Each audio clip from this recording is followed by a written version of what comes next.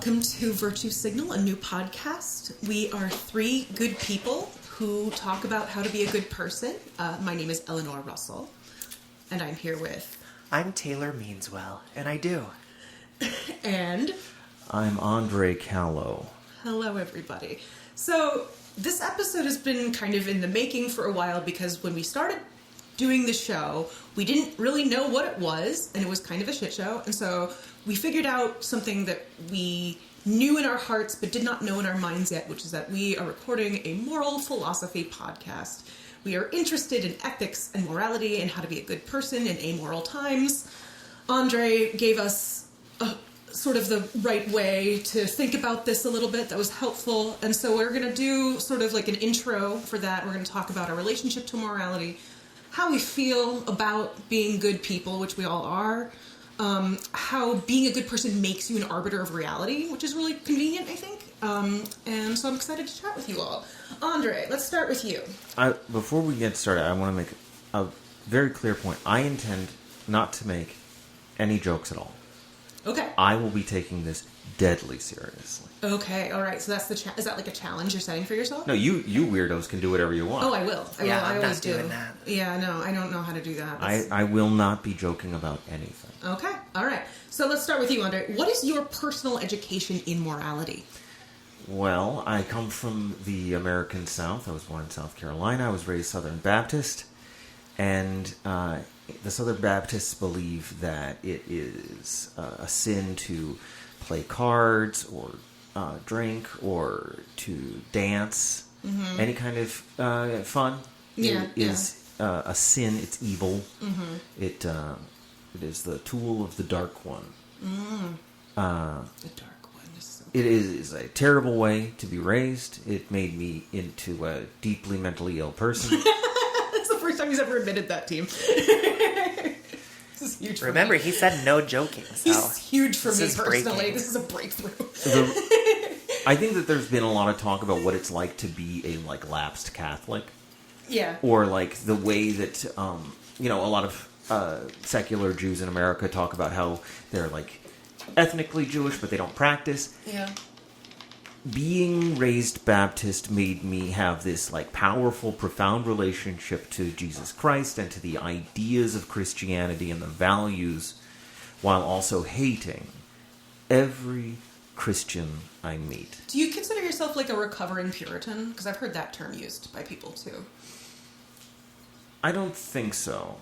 Mm-hmm. I think Puritan, and I think about people who are opposed to sex. Mm-hmm. And opposed to Epicureanism, mm-hmm. or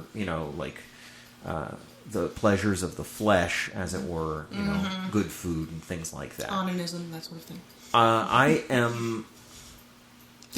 was never on board with any of that Puritan stuff. If there is a thing that I am recovering from, it is having faith that love is a solution to the problems of humanity. Okay. Wait, but how does your father's, French atheism affect this at all? Ah, right, yes. My mother was raised in the South. She's from Texas, but my father moved to this country in the 1970s from France and never became an American citizen. And because he just loves voting in France so much. Just insane to me. Yes, he is every Gaullist's, strongest warrior. And... he was raised in a France that, after World War II was deeply atheist mm-hmm. because of a number of reasons, partly because the Catholic Church collaborated with the Nazis, mm-hmm. but, part of an overall, move toward a less old-fashioned, rural, Provençal lifestyle that happened in France as it was, modernized after the war. He's a deeply atheist person. He thinks all people who go to church are idiots. A very condescending kind of attitude. Every time I see him, he's shrugging. He's constantly shrugging. Yes, this is the Gallic shrug that people have heard so much about. The thing that French people do, where they go, and they raise their shoulders and they look to one side and they bring the corners of their mouth downward as if to say, "What are you going to do? God abandoned us." Yeah, exactly. Yeah. No, that's real. I get that. I would say that those things, plus, my more or less obsession with the philosophy of, people like Soren Kierkegaard, Yeah. right? The Kierks. We are Kierkegaard. Sorry. I've been thinking about this stuff since I was a little kid, and, going to Sunday school and going to Bible camp and being slapped around by various people at various churches, that, there has to be an answer to the question of what is right and what is wrong. What is good and what is bad. And these are things that I think about even if I don't want to. And very often I don't want to. Yeah, I know what you mean. So, Taylor, what about you? What is your personal education in morality? Sure. I think that I have early memories growing up of like crying whenever somebody on the TV felt a negative emotion. Oh yeah, me too. I did that too. Yeah. And I think it's everything else is downstream of that. Yeah, to be honest with you, I was the kid who was like adamant that we all be quiet during circle time so that the teacher doesn't get mad at us. And I think we'll circle back to that when we talk about the Bible. But that's I guess it's sort of a negatively defined morality in the sense that like whatever makes people upset is to be avoided, right? I want to say for the record that I'm not presenting this as like an uncritical assumption that I have made and walk around with. I am intimately familiar with the brainworms implicit in like just avoiding negativity altogether as the basis for like how you live your life. But I didn't grow up. I grew up like religious adjacent, I guess. Okay. And what was it like Lutheran or whatever? Well, like some people are. What are you?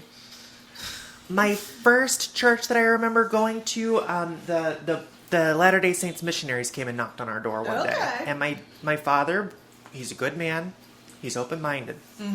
He said, "All right, hell yeah, sure." And so for about a year or so, we were sporadic attenders of the Latter-day Saints church. Then when that fizzled out, when faith failed to inspire my father, we stopped going to that. Would you recall any of the Mormon teachings? We were just talking about Ender's Game earlier and how much it slaps. Okay. Is it like that? Is that what Mormonism is? No, my memory of it is of the sanctuary being very unadorned, and in the daycare they had a USS Enterprise that was my preferred toy to play with. Okay. So those are my two takeaways from Mormonism. Okay. Is that I am a Kirk over Picard type, and Really? So this was the original Enterprise? I believe so. I don't know. I don't know. I didn't stay being a Star Trek fan, unfortunately. Okay. I would have turned out a little bit better. So we're dealing with a bunch of Kirks today. We got Kierkegaard, we got Captain Kirk, Charlie. we have Charlie, we have who's another Kirk? Well, Erica. I mean, that's the first one that pops into mind. Jemima Kirk. Sure. Lola Kirk. I don't think it's okay that she's called that, by the way. I think that's wrong. I don't think her name should be that. Yeah. That's my first moral opinion of the day. You think that's like pancake syrup stolen valor? Yeah, I think it's wrong. Wait, but now what are you? You have Taylor, you're like a church goer. You go to church. Well, yeah, I'll bring myself back through to the present day. As a teen, my father and his then wife wanted me to be an evangelical. We started going to one of those like no labels churches, by the way, if the church doesn't say what they are on the sign, they are going to skin you alive in the basement. Okay, some Clive Barker shit's do gonna get not done to you. look. That V-neck preacher might look innocuous. He is not. He is not. So it's like the thing when you land at an airport and then there's just some guy who's like, "Hey, you need a ride?" Yes. That always happens at LaGuardia. Yeah. Okay. So. And I resisted that heavily. That would have been 2010, 11, 12 type of era, like peak Obama, peak whatever you want to call the cultural momentum of that time. I guess nominally it was moving in a progressive direction. I think that can be disputed with hindsight, of course, but I was very much like, lay atheists, fuck these evangelical freaks. And so I sort of rebelled against that, I guess. And then adulthood began in earnest, and I just was not having a great time. Yeah. It's not... It's hard out here. It's hard out here, and it's hard when you make it a lot harder for yourself than it really has to be. And I definitely did that. But in the throes of whatever, early 20s mental illness and, like, dissatisfaction with life, I just kind of started praying, And I realized after a couple of years of that, like, I'm probably praying to someone, right? Works. Like, there's probably something that I'm, like, bought into that I'm responding to. Otherwise, I wouldn't even be doing this, right? And so from there, it was kind of a slow trickle of a movement towards liberal mainline Protestantism. Okay, there we go. Love it. More or less. Love that for you. There was a Woody Guthrie song that I first heard in 2017 or so that kind of reframed Jesus as a figure for me.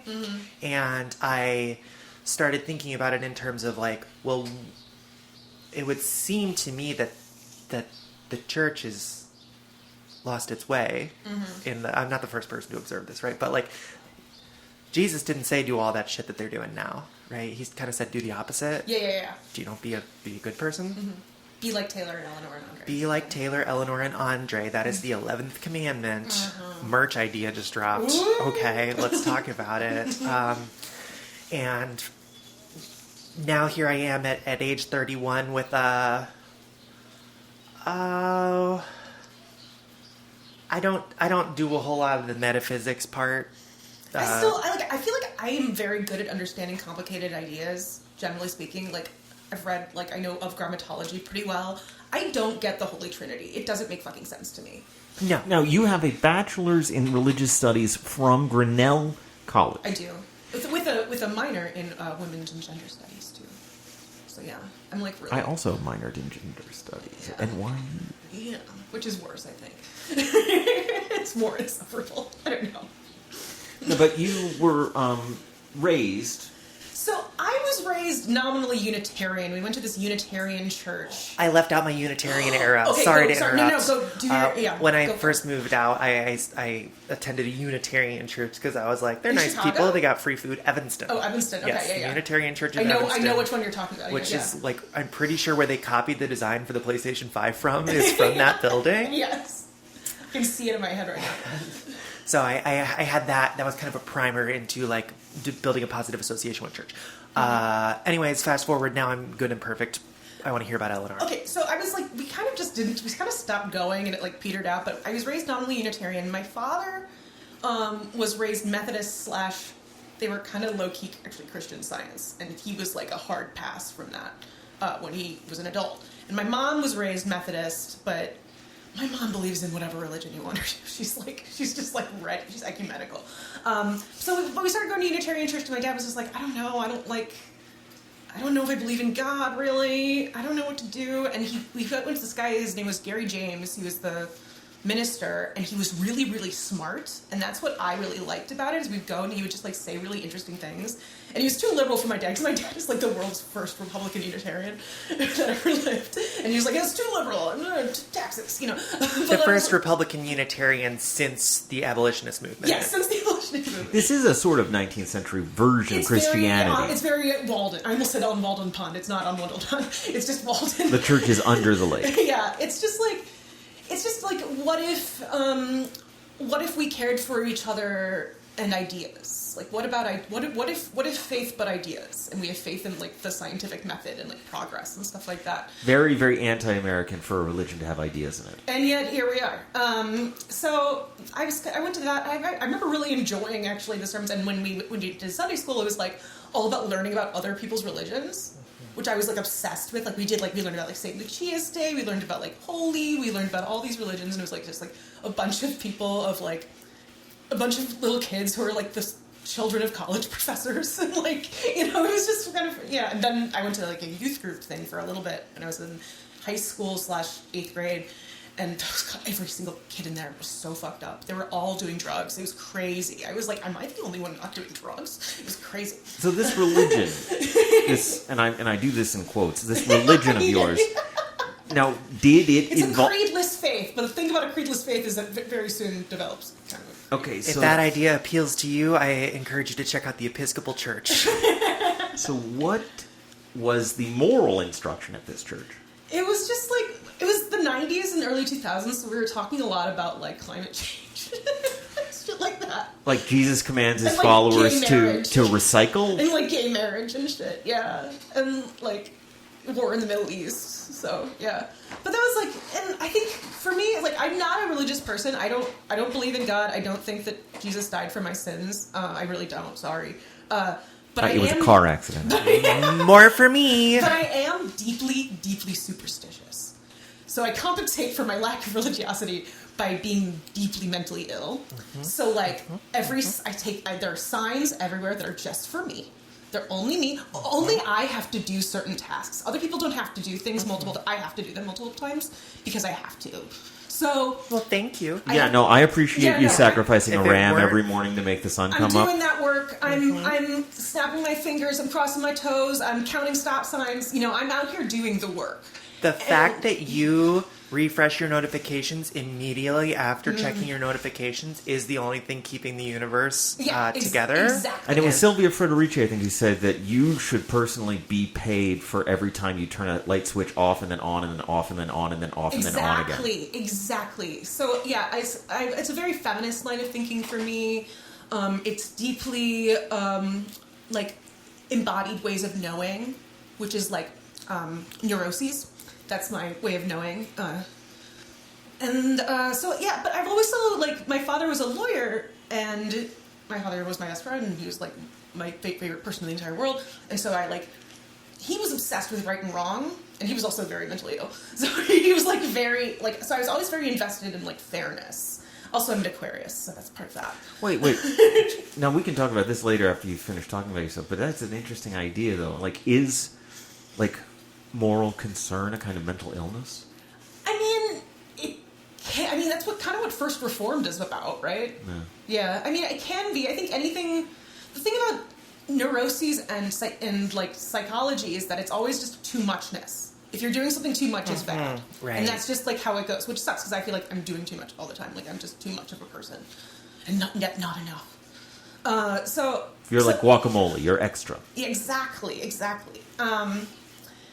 And I think, so I've always been sort of driven by, like, what I'm obsessed with and my impulses, and so I get in trouble a lot because being impulsive is sometimes disastrous, but I don't get enough credit for how often my impulses are correct, and it bothers me, but that's a big thing. Don't they say that's the difference between, like, a visionary genius and a crazy person? Yes. Is just if it pans out or not? Exactly. So I feel like my morals, which André hates, both my work, my writing, and my morality and way of living in the world is, like, just by my whims and impulses. And there's, like, very little, like, I'm just like, I don't know what I'm going to write. I have to, like, my fingers know what to write. I love you in everything you do. Thank you. I'm perfect. So, yeah, that's my sort of education in it. Oh, wait, we should tell the listener. Eleanor and I are married. Yeah, we're married to each other. We're almost 10 years. Wow. We are the tri-state area's only married philosophy team. Yes. I love that transparency. That is so virtuous. Thank you. You're not getting this on fucking Earwolf Network, folks, okay? All right, so... I did forget 2 additional religions Oh in my God. If you are interested. I think I'm going in that direction, Okay. but I'm not yet, no. Sorry. In between Mormon and evangelical, my dad was Baha'i. Oh my God. And so we did, obviously not a Baha'i temple in Iowa, and so we just would do, like, religious education at just a nice lady's house there in Muscatine. Have you been to the Baha'i temple that's in... Yeah. Of I've course. actually never been because I was raised with... It's like, that's a tourist trap. So I was like, I've never actually been because that would be embarrassing. It's okay. Yeah, it's fine. You're telling us this athlete is Baha'i. What? This is a bi-athlete. Oh, Jesus. Okay, keep going, Taylor. Well, and so kind of after that, I have a distinct memory of, because I was the oldest, and so I got, like, a little bit more advanced lecture. training. Well, and they teach you like about like Abraham and Moses all the way up through Muhammad, and it's really funny how everybody thinks that their guy is the last prophet, Oh, yeah. but their guy is the last prophet. Okay. And so we ended with that guy. And then I have a distinct memory of Hurricane Katrina had just happened, and I'm in this one-on-one Bible lesson, and I'm like, or whatever kind of lesson. They don't have a fucking book. They have a library. I remember asking, like, stop me if you've heard this one. If God loves people, why do they suffer? Yeah. That's And what I'm saying. I cited Hurricane Katrina as an example. Yeah. And, she kind of was like, shit, bro, I don't know. That's a tough one. That's what you want to Well, hear she from said every something like, religious leader. well, That's a tough one. God tests us. God tests our faith. And I'm like, I'm seeing my first ever image of a dead body as like people floating face down in this like filth water, which eventually got pumped straight into Lake Pontchartrain, by the way. Anyways, post-Katrina is my Roman Empire we could talk about someday. And that set me down a path of like skepticism and hostility towards, like I guess monotheism. And from there, I got into, in my adolescence, aliens and demons and reptilians and stuff like that. I know I said that I don't believe in religion. I do believe in demons. Okay, Demons are 100% real. Yes. Yes. Absolutely. And so I'm sorry, I don't mean to monopolize time. I just have No, please. No, I'm very interested in this lore. I just for years in my adolescence, I suffered from what I later understand to be the religious form of obsessive compulsive disorder, scrupulosity, whereby I had to do all of these rituals to prevent the reptilians, in cooperation with the United States federal government, from kidnapping me in my sleep and doing mind control experiments, which they obviously were, because otherwise why am I waking up tired every morning? That's the only explanation. Yeah. So I was able to outgrow some of that. Sorry, my 8-year-old has decided to come in here. Jean-Jacques, what is up? What do you want, my love? Jean-Jacques, you want to get on mic? Do you want to Right, talk to us? come sit down. Yeah, come sit down. Come talk to us about what you think, what your moral education is, my love. Here. I'll set up a mic for you. Just take a seat. Good. Turn. Let me set up this microphone for you.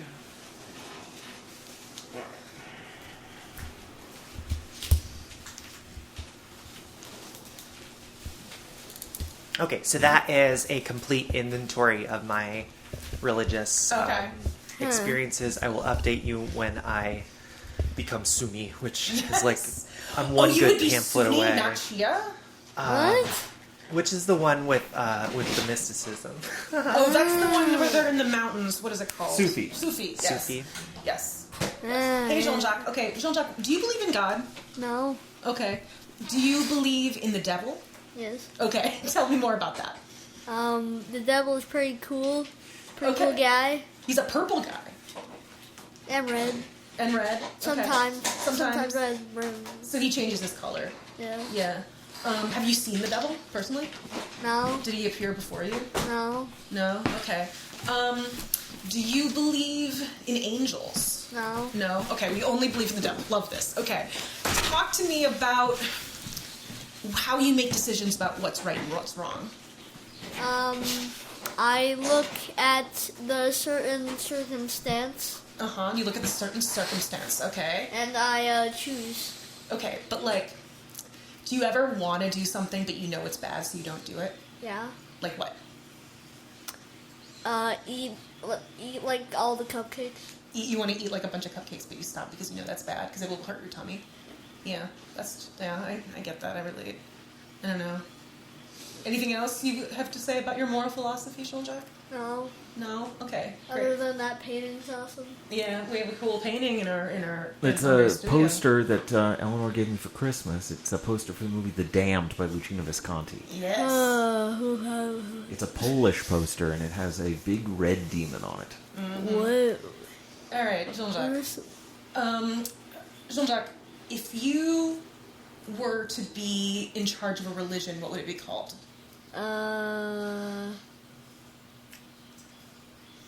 bow down to Bubba. Bow down to Bubba. Bubba is our pit bull.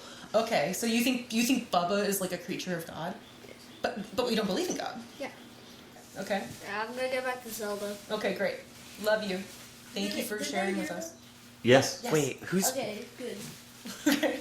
Come on. When you beat the game, we'll discuss the philosophy. Yes. The moral philosophy of Zelda. Oh God, we're gonna get that. Would get people would be interested in that probably, right? I don't know. I mean, I think very little of Yeah, Link does pray. Link praise. Yeah. Okay, good to know. Okay, bye. Love you. Okay, so I think that considering how anxious people are about being a good person, as Americans, we receive remarkably little education in the subject matter. Do you find that to be the case, Anway? Andre? That's what Jean-Jacques calls him, Anway. I think there are a lot of people in the United States who get an enormous amount of instruction in morality. They do? I think that the issue is that it is always filled with all of these caveats, and as a result, it becomes much more about in-groups and out-groups than it is about some kind of, Kantian categorical imperative. And so people... the big thing that people criticize American Christians for is hypocrisy. Yes. Oh my God. Right. As Taylor, as you were saying, right, the thing that the Christians do is pretty much everything that Christ said not to do. Yeah. But they are expected to have certain kinds of standards of behavior among people within their group. Yeah. No, I was just thinking actually, so I didn't really know any Catholic people, barely, until I went to college. I grew up in a, half Christian, half Jewish community in Glencoe, Illinois. And so I knew, I celebrated all kinds of Jewish holidays with my friends and stuff like that. I'd go to Shabbat dinner with them and stuff like that. Did your school district get Passover off and we stuff did. like We that? got Passover off, yeah. Rosh And so, Hashanah. and I thought that was normal, and that, that was how the rest of the world was, and it was oh, wait, no. And then I learned that was not true. But it was I don't know, it was also very much a cultural Judaism, and about humor and family and stuff, so... Did they call that reformism? Yeah. Most of my friends were Reform. I had some friends who were... My best friend was conservative. She went to... oh gosh, she's been Skokie or something. So yeah, I grew up... One time, actually, my favorite example of this is my friend Emily and I were selling frozen pizzas for our choir, to raise money for our choir. And we went on a Saturday in Skokie, door to door, and no one fucking answered the door. And then we were hold on a second. Oh, it was the worst. It was so stupid. We were very dumb. Now, you were selling frozen pizzas so that your choir group could purchase their own frozen pizzas? I don't even know why we were raising money for it was called Yuba Latte Choir. It was very fun. I was a soloist a few times. Yeah, I think, didn't there used to be a class called, civics? Where you, learned how to be an American? And now they don't have that anymore? I never took civics. Did you guys? I took civics. Yeah, I was the best kid in that class for some reason. I was able to recite the 3 branches of government so that I could grow up to despise each of them. Yes. Okay, what about you, Andre? We didn't have really... I went to school in South Carolina. And South Carolina's public schools are something closer to, an open-air prison. Yeah. They don't really teach you anything. They mostly just do physical abuse until you either graduate or drop out. Yeah. Great. A lot of fights. Yeah. Got into a lot of fist fights as a child. You did? Yeah. Throughout my life. Yeah. People like to beat you up for some reason. Well, they can try. It's true, they can try. South Carolina, one of the best license plates in the game. So true. Next to New Mexico. New Mexico's Mexico's really the best, actually. We so. do choose places to live based on the license plate and the flag. Yeah. Which sucks because, the Illinois one isn't that good. No. No. Graphically, Illinois... New York one wasn't that good either. Illinois needs some help. Yeah.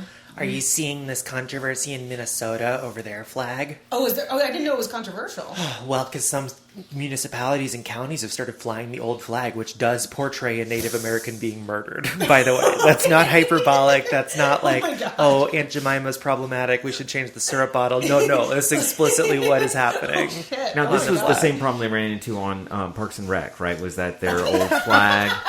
They had a big mural in the city hall that was depicting the theft of the land and the murder of the native people, and that's a thing that in the 90s we started to see this happen all over the country. Was people were starting to be like, maybe we shouldn't have the stars and bars on our flag. Yeah. Maybe we should, bring down the statues of Confederate generals. And like in my town, we had significant Central Boulevard named after a guy who started a paramilitary organization that was committed to murdering black people who registered to vote.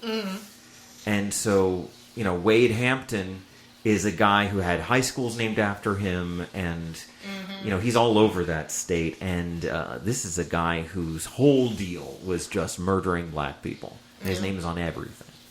Yeah. I think it's probably contributes to the whole overall culture of hypocrisy among Christians in the South, right? Is everything around you is named after somebody who murdered people, but you're supposed to honor the laws of the Old Testament God. Yeah. Yeah. Also, your hometown is home to Bob Jones University. Yes, BJU. my grandmother lives within walking distance of the campus of Bob Jones University in Greenville, South Carolina.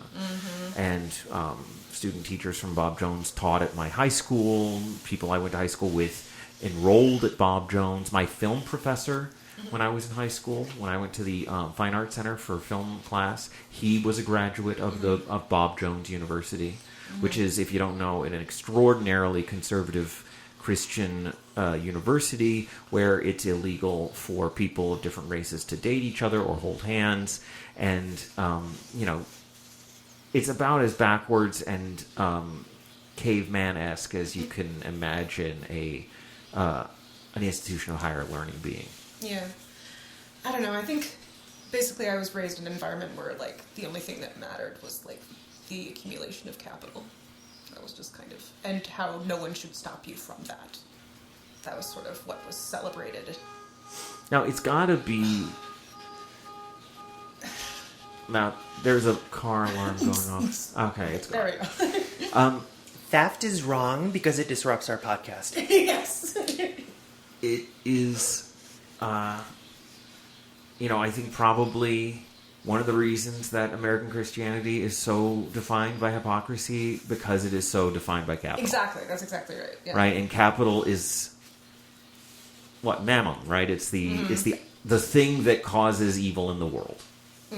Yeah.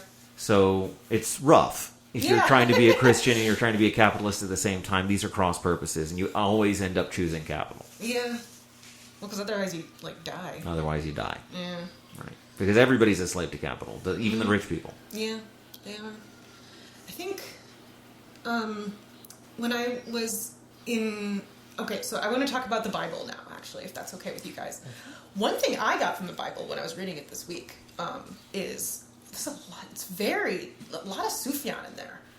Very Sufjan Stevens coded, the Bible is. I just want the listeners to know that this is fully March of 2026, and this literal PhD holder is like, I'm getting a lot of Old Testament vibes from Sufjan Stevens. Someone who's only ever listened to Sufjan Stevens. I can go to Sufjan Stevens for this. No, I hadn't read it in a while. When I was in college and I was taking religious studies, I took a lot of I took this class that was my favorite class I ever took. It was called Queer Theory in Biblical Worlds, and it was about how everyone in the Bible is gay. It was awesome. It was so good. We read Song of Songs. We talked about the repressive hypothesis and Leviticus, and how it's actually it's not actually about anal sex, and it's actually just about hospitality and trespassing that, and how it's you actually just can't just show up to a place and be rude. You actually have to be a good guest and be a good host. And that's what that's about. And I was like, oh, that's so interesting. So these were rules to help people podcast. Yes. And then I read Judith Butler in that context, which was really interesting and cool. Does Judith Butler cover the Bible? I mean, the repressive hypothesis is like part of that. I can't remember. It was a long time. This was like 2008. Yeah, the guy who taught it was this guy named Joe Marshall, who was this like very like really smart but kind of evil bisexual guy, which is the kind of guy I'm always interested in. If you are a benevolent bisexual, turn this off. This is not for you. Our audience. This is for good people, not good bisexuals. Yeah. So I'm only about the Bible as like a thing that's interesting about the world. Like I never like believed it. My grandmother did. I went to her church a few times in California. She lived in Monterey, California, and I went to her pretty liberal church. Methodist church. One time I sang Stars from Les Mis at a church ceremony there, or no, not ceremony, what is it? And like Sunday service. And yeah, so I was like, yeah, I'll sing Stars from Les Mis. This is giving your revelation about Sufjan in the Old Testament is giving somebody who goes to Los Angeles and is like a David Lynch fan. And they're like, oh my God, there is a Mulholland Drive? That's exactly what I was like. What is it here? I was reading. Okay, so I bought this Bible. I didn't have one in the house, so I went to Armadillo's Pillow on Sheridan Road, and I purchased the only Bible that kind of fit our needs. It was the Orthodox Study Bible. So that's what I've been Greek reviewing. Orthodox Bible. So I've been reviewing that. I was reading. You are not a Greek person. You're not Greek Orthodox. You don't know it. No, Anybody I knew a few people who were Greek Orthodox when I was growing up. I knew a few. I knew one. I'm thinking of one right now. Just one. But anyway, so I was reading it, and it's very, like, summarizing. They give you lots of summaries, which I don't love. I don't want to be summarized. I want to, like, no, let me dive in. Let me do the whole thing. But yeah, it was just like, they've, like, subheadings like Warfare in the Wilderness, Last Days of Mattathias. So you wouldn't consider... Jews prepare for battle. You wouldn't consider yourself to be the kind of person who could say, for example, quote the Bible. No, not really. Not the Old Testament or the New Testament Not or by the accident. Book of Mormon. Not by accident. Unless by accident. I could do it by accident. You might say something and then not even realize it's in the Yeah, Bible. like let he not cast the first stone or whatever. You know that. Let he who is without sin. He who is without sin not cast the first stone. No, the person without sin is the one casting the first stone. Damn it! I don't know. This is all confusing. The version of the Bible most known for influencing the English language is the King James Yes, version. but we They didn't have have like that the most one. iconic translation. No, yeah, I love that one. Didn't Shakespeare work on that?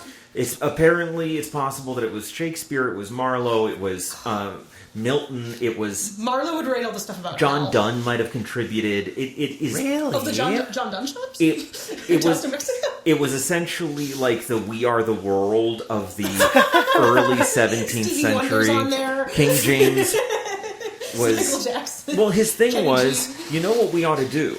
What if we made a Bible that was in English? Right? And translating things to Catholics English. hate this one weird trick.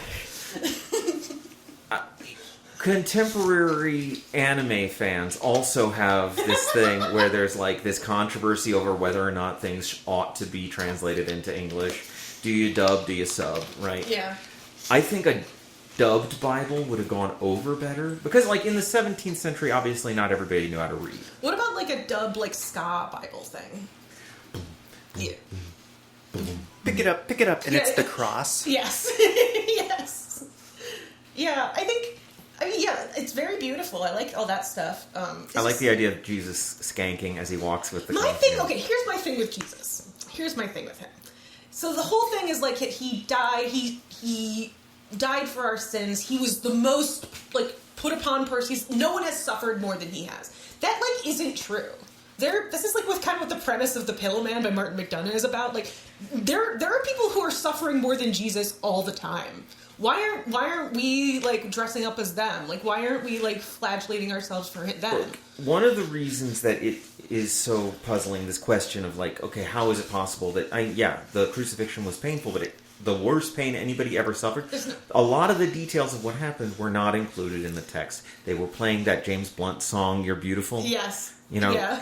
they gave him a tuna salad sandwich from the airport for God, lunch that day. Okay. You know, like he had really itchy socks. You know, it was way worse than just the whipping and the being crucified. Yeah. You know, and also, I really wonder how much of my idea of what crucifixion is and what it's like comes from that Tori Amos song. Yeah, true. Well, not to be like Hillary Clinton about it, but like, what about childbirth? You know, like, I mean, I had a C-section, it was awesome, so I can't speak to it, but it's supposed to be pretty bad, from what I understand. Give unto Caesarean what is Caesarean. I say. Yes, exactly. You did say it. Say it with your whole To chest. paraphrase no one. Yeah, no, I agree. The Tori Amos song had an influence on me. The thing is, when I was a kid, I kind of like had a noble savage view of Catholics because I didn't really know any, and I thought it was like so cool. They were like I was like, what's that? The necklaces, and like I remember reading "Are You There, God? It's Me, Margaret," and she describes her grandmother, her Christian. On her Christian side of her family, her grandmother is wearing a cross on her neck, and I didn't know what that meant. I was like, did she like have like a mark, like a cross? Like I didn't know. I was like, oh, like a crucifix, and then that's like I had to like look up what a crucifix was. Like this is how. So you're like maybe from Arrested Development who didn't know what a Christian cross like, was by sight. Literally, like I was like, what is she talking about? Like I don't know any of this shit. So yeah, so I had to like go to college and get a BA in like religion because I was just not raised in a community where I knew anything about what was normal or not. So yeah, that's my experience with the Bible. So it was fun to visit it. I like, I like how it's always like 7 women or like They love that 7. yeah 7, but like it's always like a bunch of people were found in a place and then they traveled to another place. I like that. It's like college, you know? It reminds me of a Hemingway novel. I tried to read Hemingway and I was like, these people are just going to cafes. Hemingway's so, like, proto-Sally Rooney. It's always just like, he went over there, then he went to another place, then he drank a shot of whiskey, then he sat down and shot himself in the face. I don't know. You know, it's like very, except like, Sally Rooney's like, okay, but they're bi, you know? Yeah. For whom the bell tolls is just him. For whom the bi tolls. He wakes up, he goes to a cafe, he chats, and then at the end of the night he's sad because his penis doesn't work. And it just repeats that. That is like... Do you know the story of him going to Gertrude Stein's house? I'm cribbing this from the amazing and life-changing essay, The Gender, found by Ann Carson. So there's a story where he met Gertrude Stein at a party, and he was like, oh, we should hang out. And she's like, sure, come to my place. You know, they're in Paris. So he shows up at her place. The like servant or whatever opens the door, and she's upstairs with Alice B. Toklas, and she's laughing. And her laugh was like so. She had a laugh like a beefsteak. She loved beef. And it was so horrifying to him, the sound of her like mannish laugh, that he just like circled, like he just left. He like didn't hang out with her. Yeah. Yeah. Interesting. Yeah. Yeah. Hemingway sucks. Yeah. That's my take on Hemingway. Sucks. As I've been, just unpacking the like many and deep and seemingly endless layers of like projection that I do as a transsexual woman, I can't help but wonder if maybe Hemingway was there with his impotent. A lot of people have accused Ernest Hemingway as being a closeted trans woman. Really? A lot of people? So I just wonder if it's like, when I hear it, I'm like, oh, if somebody sounds... If I were to say, oh, she sounds mannish, it would 100% be me projecting my own insecurities onto her. Yeah. And so that's the only that is interesting. That I have. Yeah. Girl who's only seen transition. This reminds me of transition. Yeah. Okay, so what's your takeaway from the Bible, as they say? I quote the Bible a lot. Mm-hmm. I have my whole life. I don't believe that it was written by God. I am a fan of it as a text, and there's a lot of beauty in it. And there are things in it that I just say to people. Like what? Like, lean not on your own understanding, but rely on me. Which is, I guess a little bit... Remember, folks, he's not joking. That's so manipulative. Well, another one is... Lean not on your own understanding. Fuck, no, what? I'm not just going to believe you. Like, what? By steel does steel grow sharper. Right? That's Proverbs, I think. And it is this idea that, your friend is the person who pushes you to be a better person. Mm-hmm. Right? Your friend is the person that you look at, and if they're good at something, then it encourages you to be good at it. Not me. I don't do that. I encourage my friends to be bad. to be worse people, so that me and Taylor live better as a result. That's how I'm able to be the arbiter of reality as like a really good person. Is I just like tear other people down. Wait, did so then Eleanor I just can go say, up. lean not on your own understanding, but trust in Well, me? that's just me. That's yeah, because No, I'm like, I'm you the can trust exception. in me. Don't trust anybody, but you can trust me. Yeah, I'm Okay. the exception. That's how that works. Yeah, I'm the exception. Yeah. So I just want to get that clear to everybody. Anyway, other thoughts about the Bible, Andre? What else do you quote? I am a huge fan of the stories that are in the Bible. I like it when they get turned into movies. I'm a big fan of any movie about Jesus. Yeah, I like all those ones from like the 50s where everyone's like wearing sandals. Oh, swords and sandals Yes, epics, I sure. love this Charlton Heston. Yeah, those are fun. Yeah. And, you know, in a lot of those movies, I think you get a sense that what the people who are making the movie are trying to do is they're trying to have fun, and then they are kind of like hamstrung by their obligation to this massive American film-going audience of idiots and prudes. Yeah. And so there's this like tension between the stuff that they want to do, which is like have silly sword fights and be real sexy and stuff, and then what the audience demands of them, which is a kind of reverent depiction of the holy scenes. You know what's crazy? I remember seeing The Passion of the Christ in theaters on Easter Sunday when it came out. And I saw it with my friend Phoenix, and she and I were both like pop punk weirdos, and we were both like completely undone by it. We were like sobbing. I was like genuinely moved by The Passion of the Christ. Because I was like, to me, it was like a new story. I'm like, wow, that's crazy that happened to that guy. It's like, yeah. But I loved the depiction of the devil. Like, I thought that was like a really good movie. I don't know. Is that like, I feel like, what are other contemporary like Bible movies? The thing is, like, they're mostly like David or like for Christian people, like for like. Yeah, it is evangelicals. pretty rare that you get one of those stories and it's not explicitly for a deeply religious audience. Yeah. I guess Aronofsky's Noah is an example. That I didn't see that. Did you see that? Yeah, it's very weird. Yeah. The Nephilim are depicted as these kind of incomprehensible, like, rock monsters. Oh yeah, yeah. Oh, I knew what Nephilim was when I was a kid because of Madeline L'Engle. I only knew that about stuff. Nephilim because they're in a Magic the Gathering set. Okay.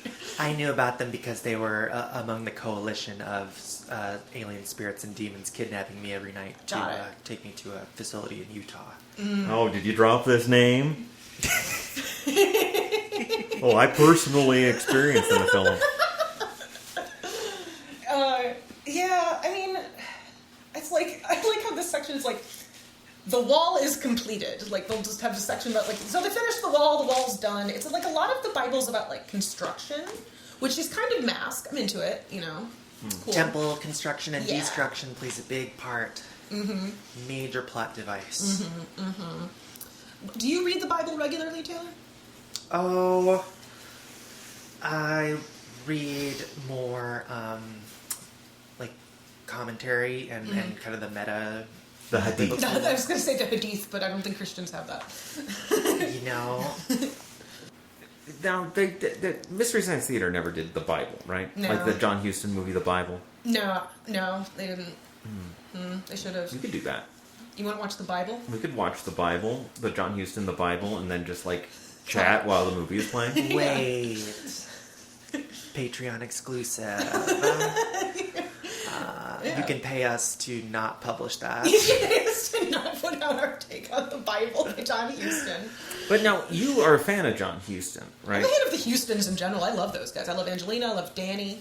Yeah, love But those guys. okay, now John Huston made a version of Moby Dick, and that's, you said, Oh is my your God. favorite book. Now, Moby Dick is a book that is So- incomprehensible if you don't have an experience of the Bible. That's not true. So I tweeted about this the other day, actually, about how I think that James Cameron could do a movie adaptation of Moby Dick because he can handle the scale. But he would make them all like, and then they were best friends. Like, that's how he'd be like, and like, Queequeg is just like a Navi, you know. Like, I think he would mess up the story, but he would get the scale right. Sean Jack, what is up? I want to give the cat a mic. No, the cat is not going to go on mic. Give the cat a mic. Alright. Cat, what do you have to say? Meow. So I consider myself kind of an outsider, and I think of myself as cobbling together from various traditions my interpretation and understanding of the events and messages of the Bible. Do you feel like you were saved? Like, did you have that, like, moment? I don't believe in eternal damnation. I think there's a... Except for me. Well... Except for oneself. Except for girls who, like, are nice to me but don't want to be my best friends. Burn in hell.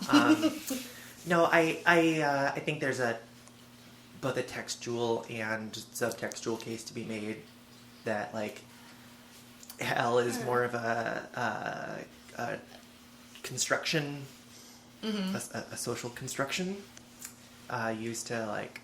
For discipline? Used to serve the interests of power, and I think if you can take away that one piece, or if you can, like, I don't know, some will accuse me of cognitive dissonance for adopting this position. I don't necessarily care if it's, like, it's load-bearing for me regardless of its, like, validity, and it kind of unlocks the rest of Christianity for me as a story of, human trial and error. Yeah. And if you just, like, it's my answer to my 9-year-old self after Hurricane Katrina. Is like, well,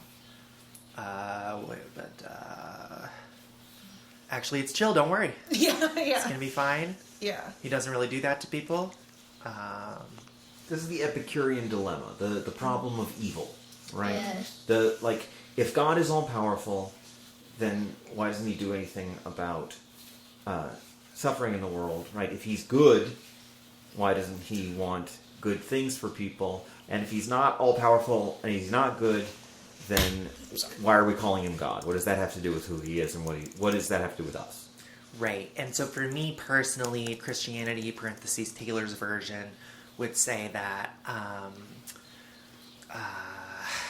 we suffer because of human free will, and that if God had made us to be, like, perfect, then there would be no reward for God in, like, seeing themselves reflected back in their creation. Now, this is something that never made sense to me. Now, the angels were created by God to be perfect. And they still rebelled against him. Yeah. Right? And that's the story of Lucifer in Paradise Lost by John Milton. So, what, did God, like, get surprised? Do you guys know about this concept of weak theology? Hey. You've explained it to me before, but I'd love for you to enunciate it So here. there's this guy Caputo, I can't remember what his first name is. He has this idea of weak theology, which is, like, less of thinking about the focus of our religion as a being about God as a being or, like, a presence, and more as, like, God as a call that we must respond to. So it gives the, like, power and agency to people instead of God, and that they perform and behave in such a way as to honor the call that God has given to us, with the emphasis on us. And that I jive with. That makes sense to me. I think what most atheists find so discomforting about the whole concept of Christianity is, like, the whole lean on your own understanding thing. Like, no, just don't worry. Like, leave it to God. Give it over to God. And I'm like, I don't want to give it over to God. I don't know that guy. You know, like, is there a guy? Give me a guy I know. How do you? What about the things that you feel and experience as beyond your comprehension and understanding?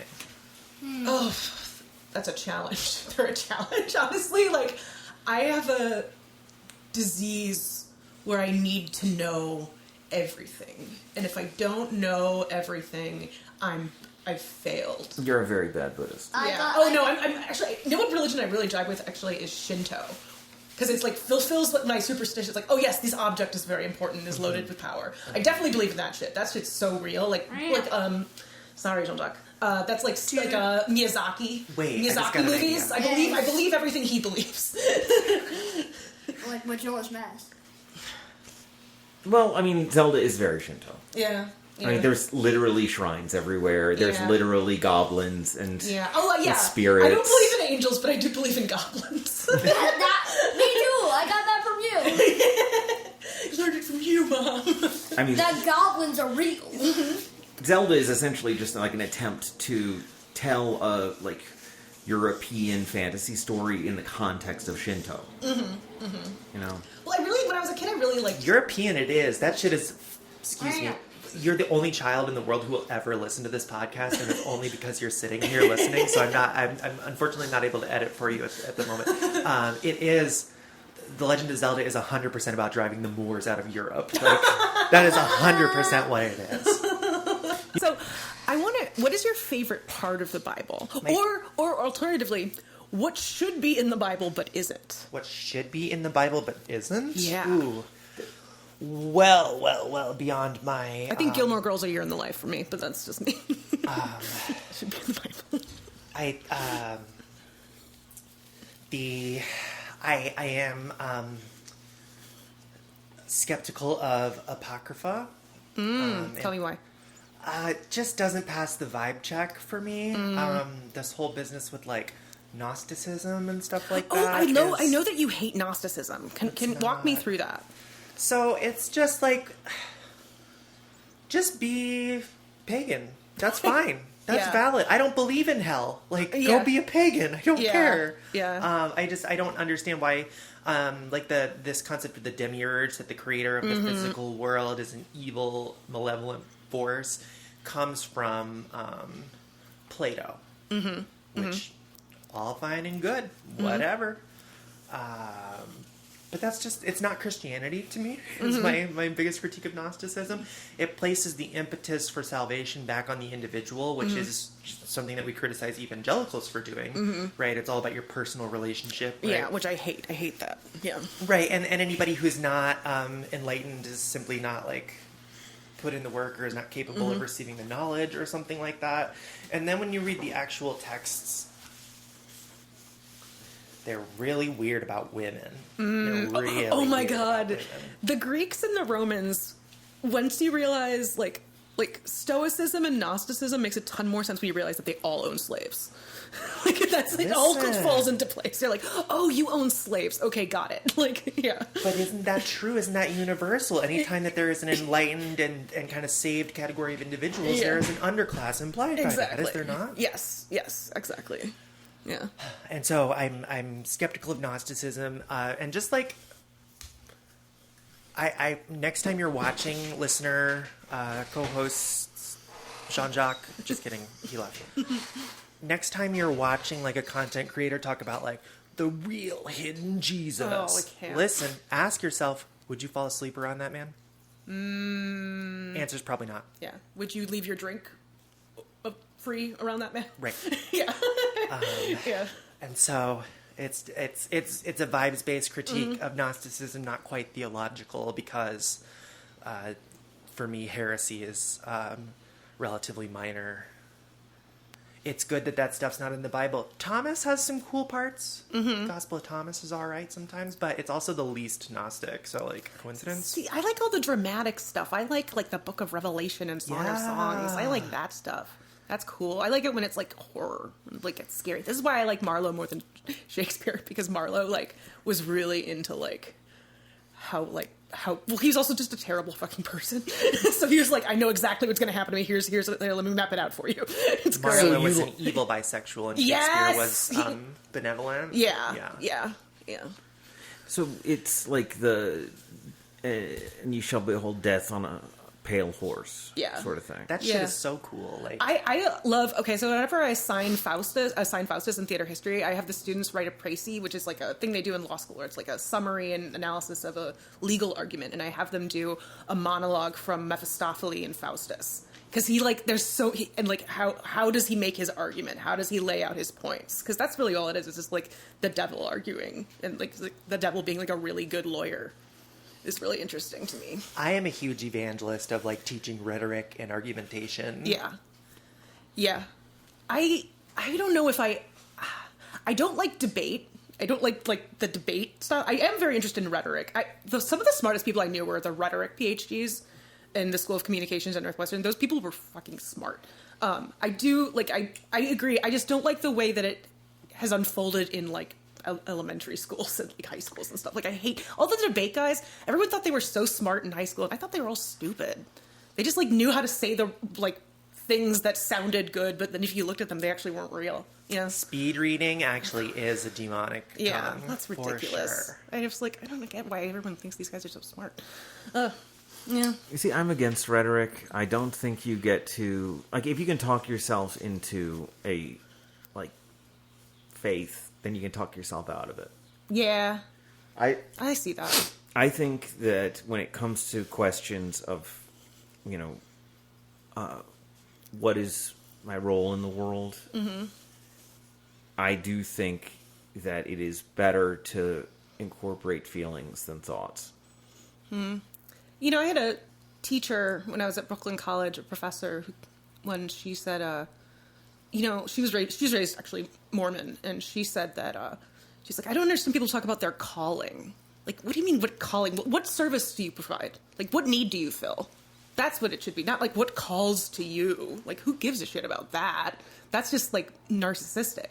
And I was like, holy shit. Because that's how I thought about it too. I was like, oh, teaching is a calling, or not like scholarship is a calling. And it's like, no, actually, like this is work that I'm trying to do, that I want to contribute to something that's greater than myself. Right. Give yourself the credit for identifying the need and making the choice to put in the work. It really changed how I think about like my work. Yeah. It was really helpful to me. This predeterminism is another, right up there with capitalism, kind of defining characteristic of American evangelical Christianity, American Christianity in general, right? That we are... It's not acts. It's not the things that you do that matter. It's simply, are you part of the good group? Yeah.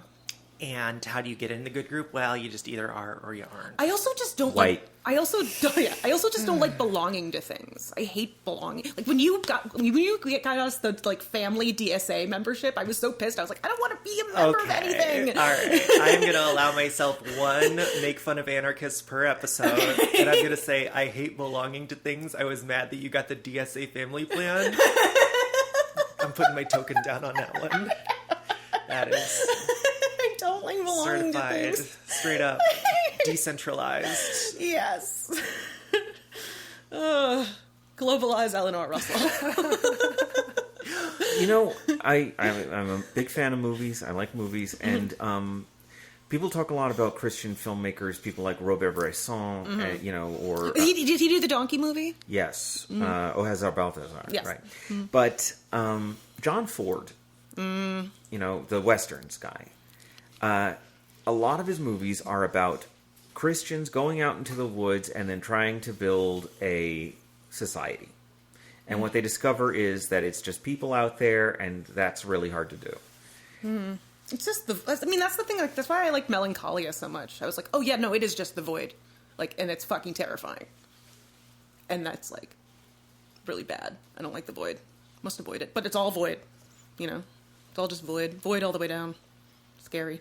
Don't like it. Well, like that's what religion is, more or less, right? Is like an alternative to the void. To the void, right? It's a thing that you believe in so that you don't have to think about the void. I know, but that's just really just. But that's not what Kierkegaard said. It's really just the void. Kierkegaard's like, the void is here.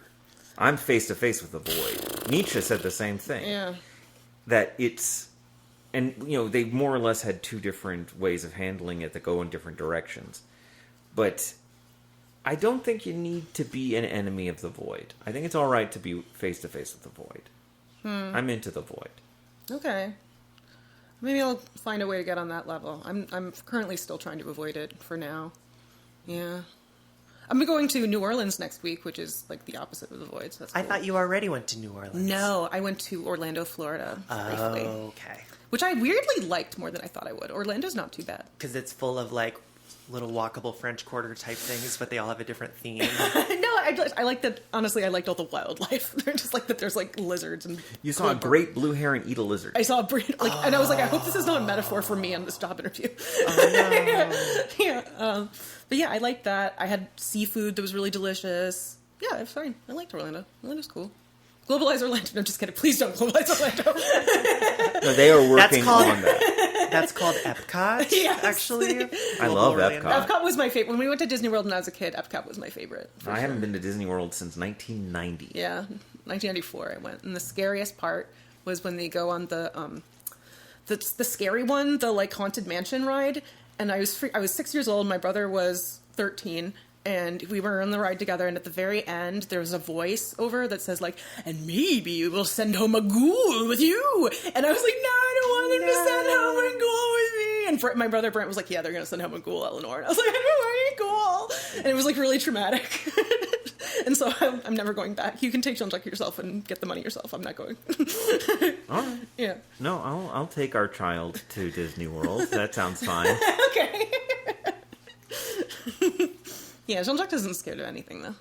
All right, Andre, what's your favorite part of the Bible? Except for the word shit. Yeah, he Sorry, hates sorry, profanity. sorry. He hates profanity. It's so weird. Yeah. Very funny.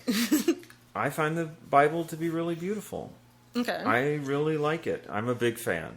And cut. Okay, there we go. Okay. I especially like how often there is like an explicit argument in favor of love. You know? Mm-hmm. In the 21st century, what we see every single day is violence in movies and sex on TV. But I do, and maybe that makes me an asshole. Maybe I'm an idiot. Maybe I suck and I should go to hell. But I think Maybe I'm amazed at the way you love me. my understanding of... All right, strap yourselves in, motherfuckers. Mm-hmm. My understanding of Christ's message is that by loving one another, we might conquer death. See, that I love that, but there's also like a tiny part of me that always wants to kill myself. So it's kind of like trying to... I'm fine, by the way. But it's just like, you know, trying to battle that. It's like, oh, but then that's not an option anymore. Bam. Like, that's always like a final resort, you know?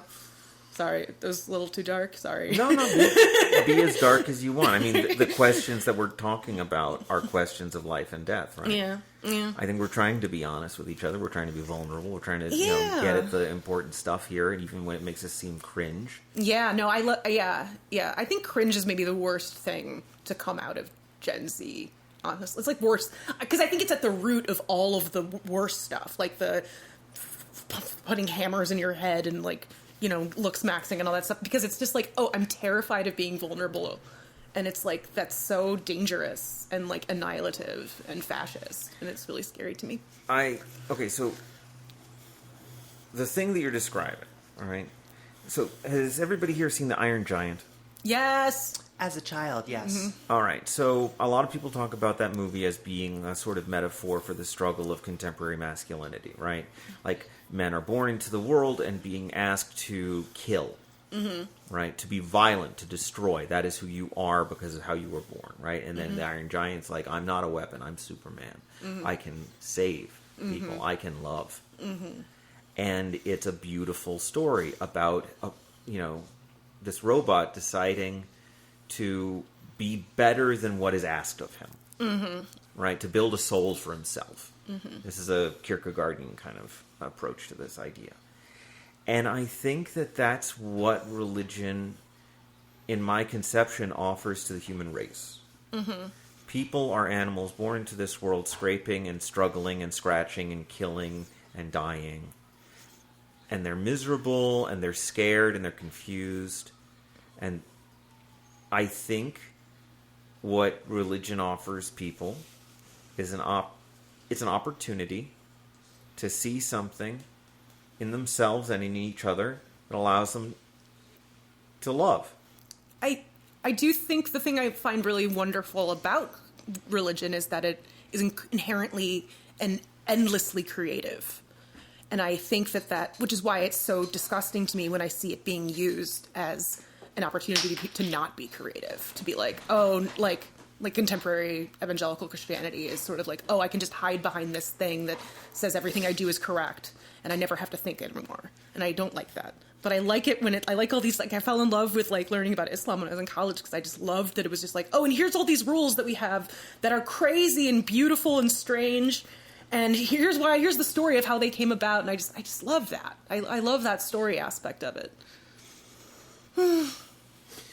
I think it's easy to see right now, like yesterday, Pete Hegseth said that, he was trying to do a crusade, Oh, please. right? And Crusade to the bar. That's where he's going. Sorry. He's an alcoholic. yeah, I think it would be a good thing if religion in America were less oriented toward destruction of our enemies. Yeah. And accumulation of wealth. Mm-hmm. And, like creating these walls around our communities and punishing prisoners. And as Taylor was saying, every single thing that Jesus said not to do. Yep. I think if we stopped those people from doing those things, the world would be a better place. I agree.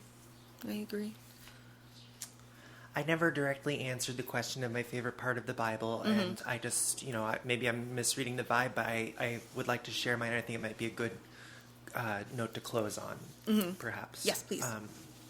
So this it's known as the Magnificat. It is what Mary says. So Mary goes and visits her cousin Elizabeth, right? After receiving the revelation from the angel, she kind of goes and visits with her cousin who's also pregnant with John the Baptist, right?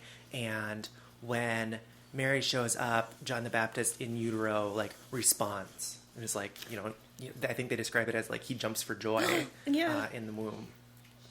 And Mary and Elizabeth have this validating moment of oh my God, this is really God's baby. Yeah. Oh. And so her monologue after that is known as the Magnificat, and it's my favorite part of the Bible. Mary said, "My soul doth magnify the Lord, and my spirit hath rejoiced in God my Saviour. For he hath regarded the low estate of his handmaiden, for behold, from henceforth all generations shall call me blessed. For he that is mighty hath done to me great things, and holy is his name, and his mercy is on them that fear him from generation to generation. He hath shewed strength with his arm, he hath scattered the proud in the imagination of their hearts, he hath put down the mighty from their seats, and exalted them to low degree. He has filled the hungry with good things, and the rich he has sent away empty. He hath helped his servant Israel in remembrance of his mercy, as he bespake our fathers to Abraham and to his seed forever." Wow. That's lovely. Yeah, I think I love anything where it's about the baby. I like that. I love anything about the babies. Yeah.